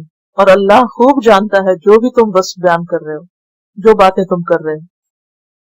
اب انسان کی جہالت دیکھیے کہ کنعان کا یوسف چور ہے اور مصر کا یوسف سرکار ہے. اس کو یا ایھا العزیز کہہ رہے ہیں، اس کی عزت کر رہے ہیں، اور اسی کے سامنے کھڑے ہو کر اس کو چور بھی کہہ رہے ہیں. قالوا یا ایھا العزیز. ابھی کیا کہا؟ اس کے بھائی نے چوری کی تھی، وہ چور ہے، اور اسی چور کو کہہ رہے ہیں یا ایھا العزیز، اے سرکار، ان لہ ابن شیخا کبیرا. اس کا باپ بوڑھا آدمی. ابن باپ، شیخ بوڑھے انسان کو کہتے ہیں عام طور پر، بزرگ کو. اسی سے پھر جو علم والے ہیں ان کو بھلے ان کی عمر زیادہ نہ بھی ہو، بزرگی کا درجہ دینے کے لیے ان کو شیخ کہا جاتا ہے. عموماً اسکالرس کے ناموں کے ساتھ شیخ لگا ہوتا ہے. تو شیخ جو ہے یہ 50 سے 80 برس کے شخص کو کہتے ہیں. کبیرہ بڑا. فخذ احدنا مکانہ. تو لے لو ہم میں سے کسی ایک کو اس کی جگہ ہم میں سے کسی کو پکڑ لو. انا نراک من المحسنین. بے شک ہم تمہیں محسن پاتے ہیں. دیکھیے کہ یوسف علیہ السلام کا احسان اتنا obvious ہے کہ ہر جگہ ان کو یہ ٹائٹل مل رہا ہے. قید خانے والوں نے بھی کیا کہا کہ آپ محسن ہیں، اور یہ بھی اسے کہہ رہے ہیں کہ ہم تجھے محسن پاتے ہیں. قال معاذ اللہ. بولے اللہ کی پناہ. محسن ہو بھلے انسان لیکن اپنے اصولوں پہ قائم رہے. معاذ اللہ ان نأخذ الا من وجدنا متاعنا عنده. اللہ کی پناہ یہ کہ ہم اس کو لیں مگر اسی کو جس کے پاس ہم نے اپنا سامان پایا. یعنی ایسا ہم نہیں کر سکتے، یہ ظلم ہے. محسن ہونے کا مطلب یہ نہیں کہ انسان دوسرے کی غلط بات کو بھی صحیح کہہ دے. محسن انسان اپنے رویے میں ہو، اخلاق میں ہو، طریقوں میں ہو، لیکن جو غلط ہے وہ غلط ہے، جو ظلم ہے ظلم ہے، اصول اصول ہے. تو محسن ہونے کے باوجود اصولوں پر قائم ہے. اچھا یہ بھی نہیں کہا جس نے چوری کی، کیا کہا؟ کتنے محتاط الفاظ ہیں. من وجدنا متاعنا عنده، جس کے پاس ہمارا سامان تھا. انا اذا لظالمون، بے شک ہم البتہ ظالم شمار ہوں گے. ایسا کرنا ظلم ہے، اور محسن ظلم نہیں کرتا. فلما استيئسوا منه، پھر جب وہ اس سے نا امید ہو گئے، یعنی بھائیوں نے دیکھا کہ یوسف تو بات نہیں مان گئے، خلصوا نجیا، الگ ہو گئے سرگوشیاں کرنے کے لیے. اب سارے بھائی الگ بیٹھ کے مشورے کر رہے ہیں. قال کبیرهم، تو ان کے بڑے نے کہا، یہ وہی بڑا ہے جس نے کہا تھا لا تقتلوا یوسف، یوسف کو قتل نہ کرو، اسے کنویں میں ڈال دو. اب یہاں بھی وہی بھائی ہے. الم تعلموا، کیا تم جانتے نہیں، ان اباکم قد اخذ علیکم موثقا من اللہ، کہ تمہارے باپ نے تم سے اللہ کا نام لے کے وعدہ لیا تھا. ومن قبل ما فرطتم فی یوسف، اور یاد ہے اس سے پہلے تم یوسف کے معاملے میں کیا کوتاہی کر چکے. فرطتم، تم نے کمی کی، کوتاہی کی، تم نے جو بھی زیادتی کی یوسف پر، یاد ہے تم کو. باقی بھائیوں کے مقابلے میں اس کے اندر کچھ انصاف نظر آتا ہے. فلن ابرح الارض، میں نہیں ٹلوں گا اس زمین سے، میں ہرگز نہیں جاؤں گا یہاں سے، حتی یأذن لی ابی، یہاں تک کہ میرے والد مجھے اجازت دیں واپس آنے کی. औ यहकुम अल्लाहु ली, या अल्लाह मेरे हक में कोई फैसला कर दे, कोई और रास्ता खोल दे, मैं ये मुंह लेकर बाप के पास वापस नहीं जाऊंगा। एक भाई को खो दिया था, अब दूसरे को खोने का मुजरिम नहीं बन सकता मैं। वहुव खैरुल हाकिमीन, और वो सबसे बेहतरीन फैसला करने वाला है। कौन? अल्लाह। देखिए कि किसी दर्जे में भी इंसान के अंदर खुदा का खौफ हो तो वो उसे बुराई से रोकता है। फिर कहता है इरजिउ इला अबीकुम, जाओ तुम सब अपने वालिद के पास, फकूलू, सब कहना, या अबाना, ऐ हमारे अब्बा, इन अबना का सरक वमा शहीदना, तेरे बेटे ने चोरी की लेकिन हमने देखा नहीं। ये है इंसाफ की बात। फिर इल्जाम है चोरी का लेकिन हमने नहीं देखा कि उसने ऐसा कुछ किया। इल्ला बिमा अलिमना, मगर जो हमें मालूम हुआ। इससे क्या पता चलता है कि शहादत और इल्म में फर्क। शहादत जो चीज देखी हो उसकी गवाही दे, और एक ये है कि देखकर किसी चीज की गवाही देना, और एक होता है इल्म की बिना पे। हम जो कुछ कह रहे हैं उसकी बिना पे कह रहे हैं जो हमें मालूम हुआ है। वमा कुन्ना लिल गैबि हाफिजीन, और हम गैब की बातों के जानने और याद रखने वाले नहीं, हम उनकी हिफाजत नहीं कर सकते। हमें ये नहीं पता कि गैबाना तौर पर क्या हुआ, यानी बातिन का हाल तो अल्लाह को मालूम है, और हमें ये नहीं पता था कि ये सब ऐसा हो जाएगा। असल हकीकत क्या है ये अल्लाह को पता है। वस्अलिल क़रियता, और पूछ लीजिए बस्ती वालों से, अल्लती कुन्ना फीहा, जिसमें हम थे, यानी आप जाकर मिस्र में खुद तहकीक कर लें कि वो क्या कहते हैं। वलईर अल्लती अक़बलना फीहा, और उस काफले वालों से भी पूछ लिए जिसके साथ हम आए हैं। उस जमाने में ट्रैवलिंग कैसे होती थी कि बहुत से लोग इकट्ठे सफर करते थे। जिस काफले के साथ हम वापस आए हैं उनसे भी पूछ लीजिए, खुद जाके मिस्र में तहकीक कर लीजिए। अब की बार हम कोई गलत बात नहीं कह रहे। वह इन्ना लसादिकून, और बेशक हम अलबत्ता सच्चे हैं। अब ये क्यों इतनी तकरार और ये सब कुछ कर रहे हैं? क्योंकि एतबार नहीं है ना बाप को इन पर, एतबार खो चुके थे। अब इसलिए तरह तरह से बाप को राजी करने की कोशिश कर रहे हैं। क़ाला, याकूब अलैहिस्सलाम ने कहा, बल सव्वलत लकुम अनफुसुकुम अमरा, बल्कि तुम्हारे नफ्सों ने तुम पर यह काम आसान कर दिया, बुरी चीज को तुम्हारे लिए खुशनुमा बना के पेश किया। फसब्रुन जमील, तो सब्र करूंगा खूबसूरत, बहुत अच्छा। ये वही जुमला दोहरा रहे हैं जो यूसुफ अलैहिस्सलाम के खोने पे दोहराया। असल्लाहु अन यअतियनी बिहिम जमीआ, उम्मीद है कि अल्लाह उन सबको मेरे पास ले आएगा। यानी इंतहाई तकलीफ के वक्त भी मायूसी का इजहार नहीं किया, बल्कि बेटों को भी क्या कहा, मायूस न हो। जमीयन से मुराद यूसुफ, बिन्यामीन, यहूदा, सब। इन्नहु हुवल अलीमुल हकीम, बेशक वो इल्म वाला, हिकमत वाला। कौन? अल्लाह। बेशक वो इल्म वाला, हिकमत वाला है। यानी उन्होंने चूंकि ख्वाब भी देखा हुआ था और उनको अल्लाह के दिए हुए इल्म से मालूम था कि दिन बदलेंगे। वतवल्ला अन्हुम, और उसने उनसे मुंह फेर लिया। बस इतनी सी बात ही, छोड़ दिया उनको। ये भी कितनी जबरदस्त चीज है, पीछे नहीं पड़े। अच्छा, हमारे पास अगर कोई ऐसी खबर लेकर आए या कोई ऐसी हरकत करके आ जाए तो फिर हम जान ही नहीं छोड़ते कि नहीं, तुम अभी बताओ और आज ही बताओ और इसी वक्त बताओ और अभी मामला हल करो। बहुत से ऐसे मसाइल इग्नोर करने से ज्यादा बेहतर इंसान पोजीशन में होता है कि उनका कोई हल ढूंढे। ये नहीं कि भाई को वहीं छोड़ आए, यानी तुमने इससे फिर कसम वगैरह खा के फिर वही कुछ किया। वतवल्ला अन्हुम, और उनसे मुंह मोड़ लिया। वकाला, और कहा, या असफा अला यूसुफ, हाय अफसोस यूसुफ पर। या असफा, या वैलता, ये अफसोस के कलमे, कोई चीज पे शिद्दत से अफसोस करना। और असफ जो होता है ना, हुज़्न और गजब का मजमुआ होता है। एक होता है हुज़्न, गम, और एक होता है असफ, यानी जिसमें गुस्सा भी होता है और गम भी होता है, दोनों चीजें जमा हो जाती हैं। यानी बच्चों को गुस्सा भी था और यूसुफ के खोने का गम भी था, वो और ताजा हो गया। होता है ना कि अगर एक बच्चा फौत हो तो इंसान उसके ऊपर सब्र करते करते संभलता है, अगर फिर वही दोबारा कोई और बच्चा फौत हो तो पहले का भी गम ताजा हो जाता है। अब यहाँ एक बच्चा खोया तो दूसरे के खोने पे पहले का गम और भी ज्यादा याद आया। वो भी अद्दत आईनाहु मिनल हुज़्न, और उसकी आंखें गम से सफेद हो गई। غم کا لاحق ہونا، خوف کا لاحق ہونا بالکل نیچرل ہے، لیکن غم کے ہوتے ہوئے اپنے آپ کو پر امید رکھنا اور اپنا کام کرتے رہنا، یہ بہت اعلیٰ درجے کی کوالٹی۔ فہو کظیم، اور وہ غم کے گھونٹ پینے والا تھا، یعنی اپنے اندر ہی رکھنے والا تھا۔ قزم کا مطلب ہوتا ہے سانس روک لینا، سانس کی نالی۔ بعض اوقات ایسا تھا نا، انسان واقعی جیسے کچھ سوالو کر رہا ہوتا ہے۔ اچھا ایک بات ہے کہ جو ہمیں جملہ سکھایا گیا نا غم کے موقع پر، انا للہ و انا الیہ راجعون، یہ ان کی شریعت میں نہیں تھا۔ ہمیں کیا سکھایا گیا کہ غم ہو تو کیا کریں؟ ہائے افسوس نہ کہیں، بلکہ انا للہ و انا الیہ راجعون کہیں، تو اس پر انسان کا اجر محفوظ ہو جاتا ہے۔ اور ایک طویل عرصہ گزرنے کے بعد غم یاد آئے تو بھی اگر انا للہ دوبارہ پڑھے تو اتنا ہی اجر ملتا ہے جتنا پہلی دفعہ کے صبر پہ ملا تھا۔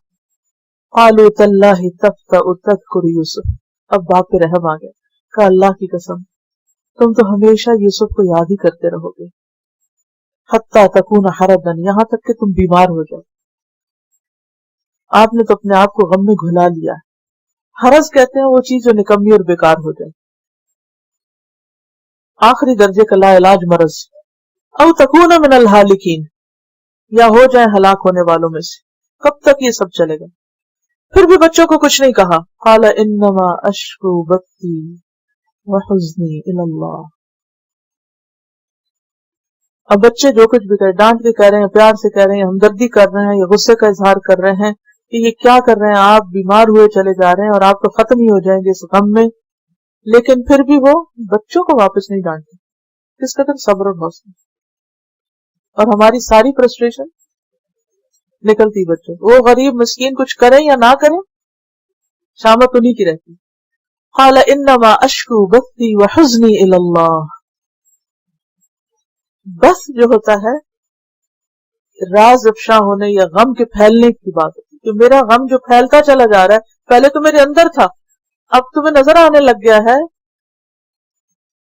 تو میں پھر بھی اللہ ہی کی طرف رجوع کرتا ہوں، اسی سے فریاد کرتا ہوں، شکوہ نہیں، فریاد کے معنوں میں اشکو۔ وَأَعْلَمُ مِنَ اللَّهِ مَا لَا تَعْلَمُونَ، اور میں اللہ سے وہ جانتا ہوں جو تم نہیں جانتے۔ یا بنی اذھبوا، اے میرے بچے جاؤ، فتحسسوا من یوسف، یوسف کی کھوج لگاؤ۔ ایک لفظ ہوتا ہے تجسس اور ایک ہوتا ہے تحسس، صرف ایک نقطے سے معنی میں فرق ہے، دونوں میں کھوج لگانے اور ڈھونڈنے کا معنی ہوتا ہے۔ تجسس منفی ہوتا ہے، برے مقصد کے لیے کسی چیز کا کھوج لگانا ہوتا ہے، اور تحسس مثبت ہوتا ہے، پازیٹو میننگ رکھتا ہے۔ یا بنی اذھبوا فتحسسوا من یوسف، بچوں جاؤ یوسف کو تلاش کرو، وأخیہ، اور اس کے بھائی کو بھی لے آؤ، ولا تیأسوا من روح اللہ، اور اللہ کی رحمت سے مایوس نہ ہو۔ کس طرح غم کے باوجود آس لگائے ہوئے، اور یہ امید اور ہوپ ہوتی ہے جو انسان کو کھڑا رکھتی ہے۔ انہ لا ییأس من روح اللہ الا القوم الکافرون، کیونکہ بات یہ ہے کہ اللہ کی رحمت سے صرف کافر قوم ہی مایوس ہوتی۔ روح کا لفظ جو ہے رحمت، راحت، خوشی، سرور، تازگی، آسائش، ان سب معنوں میں استعمال ہوتا ہے۔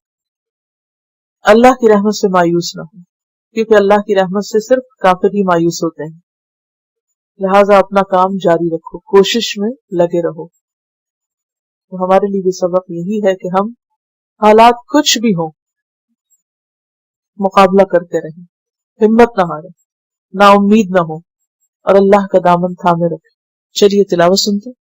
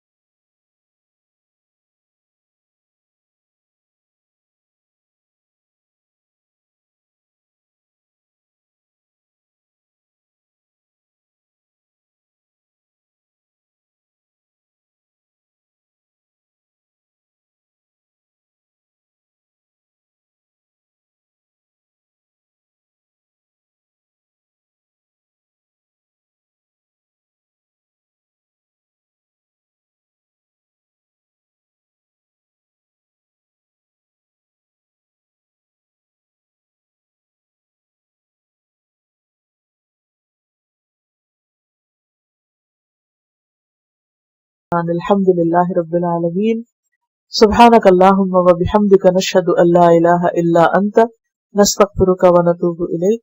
السلام علیکم.